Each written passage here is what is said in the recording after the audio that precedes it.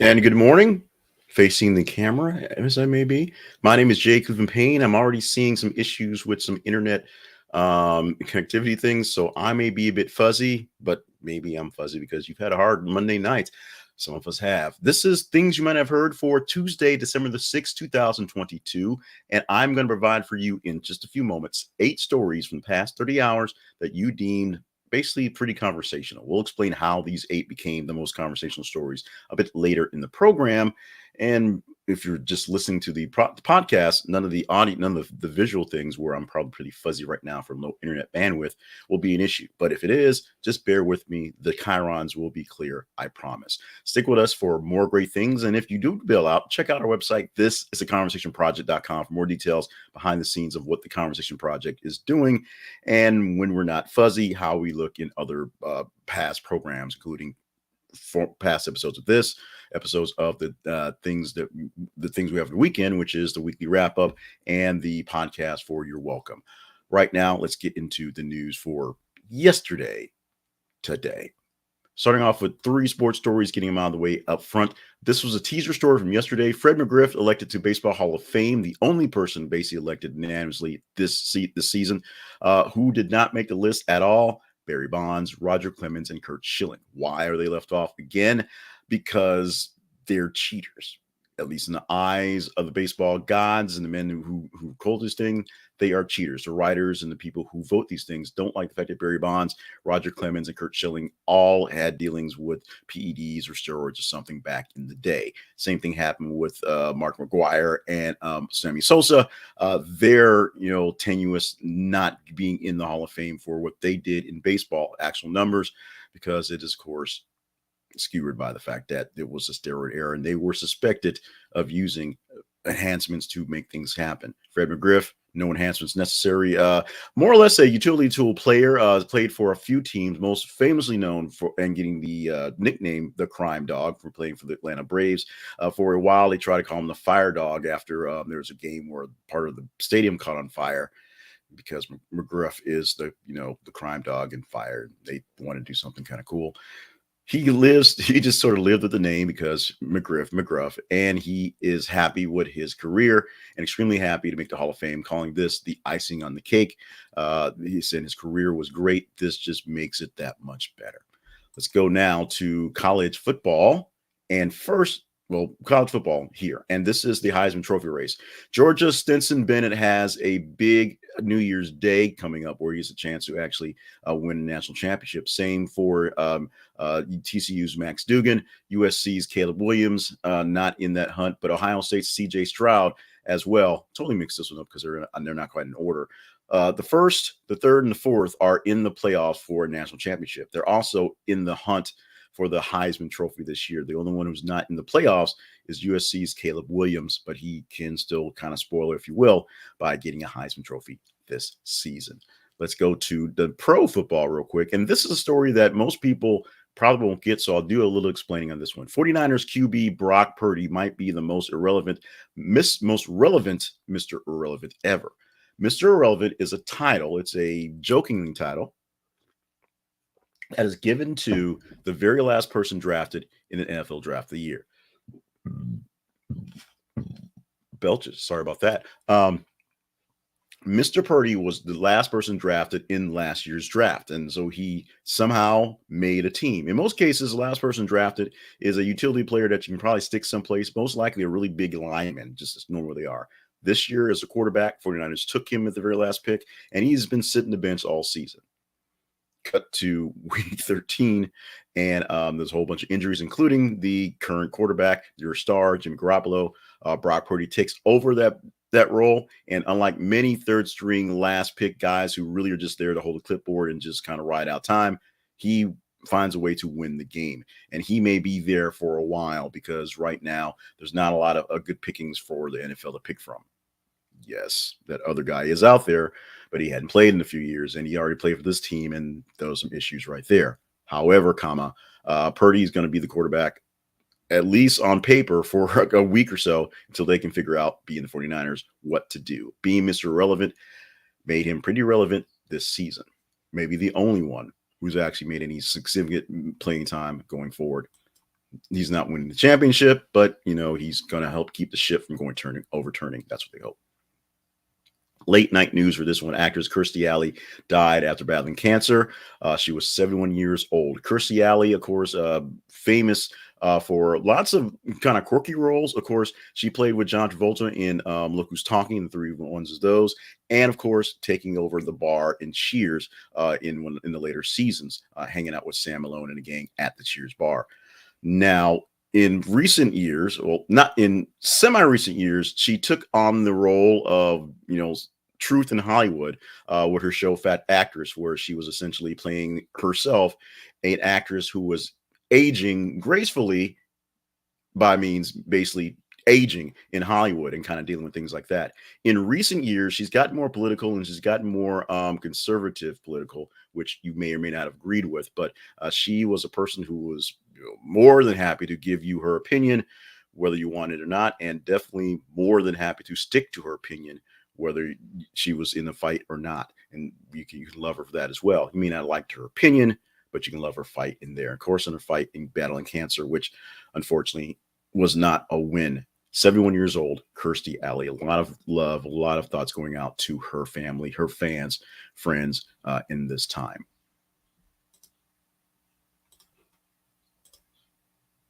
Oxford Dictionary names Goblin Mode the 2022 word of the year.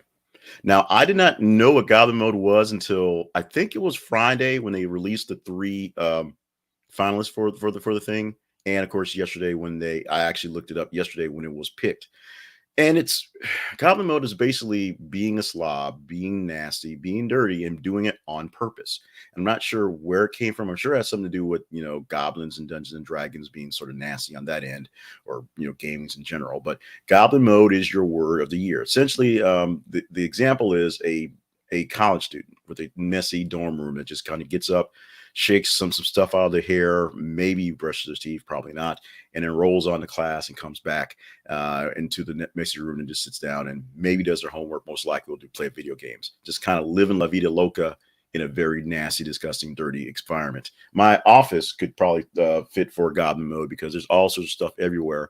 And instead of spending time to straighten it up so I have a nice office, I'm normally staring at a camera or talking to a microphone. So I may actually live Goblin Mode without even knowing about it.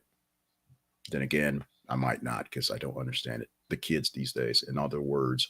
The Department of Homeland Security has delayed the deadline for air travel to have a real ID another 2 years, the agency announces. So Christina with a K, you don't have to get that new driver's license quite as quickly because you've got a few more years to get this on. Now, if you're expecting to do any kind of international travel 2 years from now, you might want to go and get on the stick and get on this thing and take care of this because very, very soon you won't be able to travel in and out of countries or in and out of ports, at least for the United States versions, without this particular point of ID. Whether you have a driver's license or just the ID itself because you don't drive, you will have this ID if you're doing major traveling around the world from our perspective.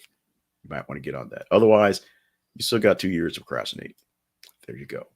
Michael Avenatti is sentenced to 14 years in prison for embezzlement. You know Michael Avenatti. He was running for president, I think, after he won the battle of Donald Trump using Stormy Daniels as more of a rook than a pawn to kind of make his case point there. And then he tried to rough up some folks and extort some people, and now he's going to jail.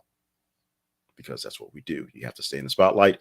And instead of doing the good work or the semi-good work or just work, he tried to, rob somebody, embezzle some money, and now he's going to jail. 14 years. There you go. He will still be eligible to run for president. Well, no, he won't because he's a felon. So we're going to forget about that. Let's go to the next story. Politician snap as let me read this slowly. Politician slaps a woman MP in Senegal parliament, sparking brawl. Click the link for this story. Watch the video of what goes on. Every so often, there's these pictures of parliamentary procedures, which is not necessarily a bad thing to point us away from them, but just, in other places, and we say other places, knowing that this place here has gotten pretty rowdy lately. January 6th is an example where these things don't happen, but they happen there. And we're so glad they don't happen here until they probably happen here. One politician, one dude slaps another lady, a politician, on the floor of the Senegal parliament, and all hell breaks loose in the place. It's chairs, it's elbows, everything's being thrown and thrown to the ground all of a sudden. The person on the gavel on the stand is hitting the gavel to no avail. But that's all you can do at that point, just kind of hit the gavel and kind of look like you're in charge. Because when they're fighting on the floor, they're fighting, and these guys, 5 o'clocks are fighting. Whatever time it was, the time was there. It was going to happen. You got to watch the video. You got to take a chuckle. You got to take a step back and think these are supposedly the people in charge of government in Senegal, supposed to be taking care of folks. Don't think lightly of them, because we have our knuckleheads who are the only reason why they don't do it is because I don't know if they do the rate. If the people would like them more, if that would raise their likability rating, I'm sure they would start throwing punches inside of Parliament and inside of the Capitol, and maybe bring duels back. Maybe that's all it is. But maybe not duels. Maybe they should just eat hot wing competitions or stack cups or play Final Fantasy or something like that to work it out. Maybe that would help. We will see. Let's talk about teasing again. And this is a story that happened yesterday, obviously, but is going to be something that you had a chance to talk about today as people were recapping this. Heard a big recap on this on CNN this morning, and it's going to be wild once you really get a chance to talk about this, if you choose this one conversational. Alito's mention of Ashley Madison and children wearing KKK costumes caps in awkward Supreme Court day. Now, the Supreme Court is looking into this case on same-sex marriage or freedom of speech in particular, because in Colorado, another vendor does not want to do something for a couple who's of same sex that wants something for a wedding. This time, it's a graphic designer that does want to do a wedding website for them because of her religious beliefs. And so back and forth, the liberal and the conservative judges are throwing out sort of these scenarios, the whataboutisms that may have some sort of dealings with, may have to be contentious with, if this is ruled in either way. Judge Alito dropped a bomb about a black Santa Claus not wanting a kid wearing a KKK costume to sit in his lap, whether they're white, black, or whatever. That got weird. And of course, Ellen Kagan mentioned there was a thing about a photographer taking pictures for people for a J-Date profiles, which is a Jewish dating site. Ellen Kagan said, yes, it's a Jewish dating site. And then Alito said, well, what if the same Jewish person needs a picture for their Ashley Madison profile? Not that she knows what's going on there. She just knows a lot. A lot of foot in mouth stuff that old white guys get away with, but not in jest to be in jest. Literally points to basically tear down the other factions' points of view. Should we talk about this tomorrow? You can make this happen. Go to our website. This is aconversationproject.com. And if you don't need to go to the website to find a list of the feeds are on Facebook and Twitter. You're probably already there. Facebook.com/this is a conversation project and Twitter.com/th_conversation. We're going to work on a voting system for the teaser on the website somewhere, so that can have some impact as well. But what we want to do is we want you to engage in the story, like them, love them, hate them, share. And the more engagement the story gets, that tells me the story is conversational. The more you want to get into it, the more we'll do about this. Better chance it'll show up in tomorrow's listing. Tomorrow, as long as today and the rest of the week, we will give you 8 stories, obviously. I gotta get the cough button set up. We'll give you 8 stories that were picked from the top 15 stories, 15 of about 30 to 35 stories of the day that were posted out there. You tell us the top engaged stories. We'll put the ones that are a little bit extra mustard on it and go from there. Our main sponsor for the day is a new sponsor to you here, but someone that I've been using as affiliate links for quite some time, and someone that I'm using all the time with software. So if you will, maybe you can buy something from AppSumo to help me with my software buying habit myself. This is a conversationproject.com/AppSumo. This is a conversationproject.com AppSumo, and you will see great applications for your computer, for your phone, in a sense, that are at cutting edge prices, great deals for you on things that are alternatives to the expensive stuff. These are usually software packages that are done by wildcard developers or people who wanted to do something, saw a need and put it out there, or saw something out there, saw a way to do it slightly better or at a slightly lower price, and they're offering to you with great deals. Most of these are lifetime deals. Some of them are first year big discount deals on to get into the service, to do mostly the same things others do, sometimes a little better, sometimes a little different, and you can see the difference. When my most famous buy from AppSumo, what is now called a stencil, I can't even remember what it was called beforehand, but it's a graphic design program for making banners and Instagram pictures, and I use it to make all sorts of thumbnails and things. That was an alternative to Canva, and I bought it with a lifetime deal. I'm using it continuously now. The company's changed names, they've been bought out, they've done whatever, but I still have a lifetime deal I bought from AppSumo a long time ago. These people launched things like Evernote back in the day. They also had some Grammarly things back in the day. And you can find some newer things for your business or just to make your life better by going to thisisaconversationproject.com/AppSumo. This is an affiliate link. So if you buy something here, and all the things here are basically discounted, if you buy something here, we get a slight bit as an affiliate link provider for you. We thank you in advance for checking out all our sponsors at thisisaconversationproject.com/sponsors and stopping by AppSumo. Meet Noah Kagan. You're going to love the guy, I promise. Let's talk about us, because we need to talk about us. Enough talking about news. Let's talk about us. The Conversation Project is lived at thisisaconversationproject.com. That's where you can find our feed links, which are actually up there on the screen if you're watching us as well. But you can also find links to all the other things, the project we have going on, including the weekly wrap up, which is a pure numbers way of selling what stories were the top for the week. I think it's fun. It's more of a Casey Kasem like filler thing. I think it's fun to know what stories were the top all week long, and you help to contribute as well. So, I mean, you like that as well. Also, you're welcome. We're getting that one into some real semblance of life. This is a podcast. This is audio podcast only, where I get a chance to talk about things and take a topic and go in directions that you might want to say out loud that you might not want to say out loud. And because I do it for you, you're welcome. We're also going to work on the conversation interview series soon as well. We're working on clearing some time in the middle of the week in the upcoming year so that we can record these on a Tuesday or Wednesday, as opposed to, Saturday or Sunday, when I get all my time to really do stuff. Saturday and Sundays are hard to get, folks, as you might expect. So we're working on that. If you know someone that may be a great subject for that one, let me know. Now, let's talk about some today things, things that are interesting for today that hopefully you'll get something out of. For December the 6th, we're going to start with our birthdays. And it was kind of a lean thing for birthdays. You may know a few more that maybe were interesting, so send them to us. But check out birthdays for Andrew Cuomo, who is 65 years today, the former governor of New York City, or former governor of New York and all of New York City, I guess. Janine Turner, the actress, turned 60 today, and Judd Apatow turning 55. I'm not sure how we got all the fives there, but there was a lean list of birthdays for today. So this is what we have to go with. Happy birthday to them.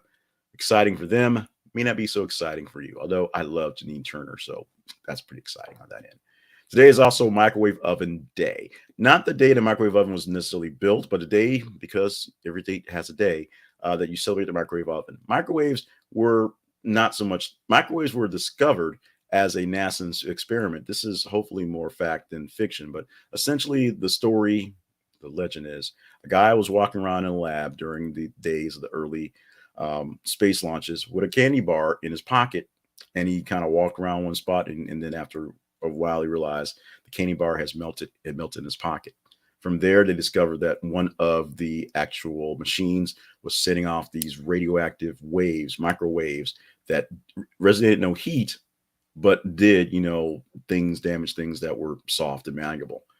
That was essentially turned into some technology that turned into essentially microwave dinners and TV dinners. That's how we got TV dinners from the start of the finding of that, and the ability to heat little things without actual heat, and the microwave oven, best thing since pants on pockets or something like that.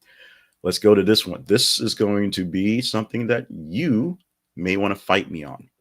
How do you hang your toilet paper when you start a new roll? Do you hang it with the end going over the top, or the roll, or with the end going under the roll near the wall? As it turns out, the over versus under debate isn't simply a matter of personal preference. According to a study, the University of Colorado, they smoke a lot up there. The right way to hang the toilet paper is to end rolling over the roll. End going over the roll. One more time with feeling. End going over the roll. And it's actually better for your health that way. Researchers went to germ-filled public bathrooms for the study. Ew. The study found that using toilet paper hung over instead of under the roll decreases the likelihood of germ-filled hands will touch the wall, leaving a deposit of bacteria on the wall that could be picked up by the others using the bathroom and reaching for toilet paper. Science has determined that over beats under for your toilet paper. You have been schooled. You may now step down and roll your toilet paper properly. Thank you, science. And thank you for being a part of the show here. And hopefully you're doing your toilet paper properly. This has been Things You Might Have Heard for Tuesday, December the 6th, 2022. My name is Jay Cleveland Payne. Thank you for doing the things you do, be engaging in the stories, reading the stuff, giving us something to talk about, and of course, staying hydrated, staying limber, and staying on task. 2023 is very, very close. It is, in fact, 19 days. Well, it's not 19 days away. Christmas is 19 days away. 2023 is a week after that. And what we want you to do is be here for Christmas, for New Year's, and a few more New Years to come. Actually, a lot more New Years to come, if you will. So make sure you're doing as good as possible. Great may not necessarily be the right answer, but good as possible. And there are issues you need someone to talk to. Dial 988 on your cell phone or text 988 on your cell phone. Someone will chat with you 24/7 in English and in Spanish. In the meantime, I'm not chatting you in Spanish, but I'll talk to you in English tomorrow with 8 new stories that are conversational from today. So enjoy your day, and we'll see you on your tomorrow.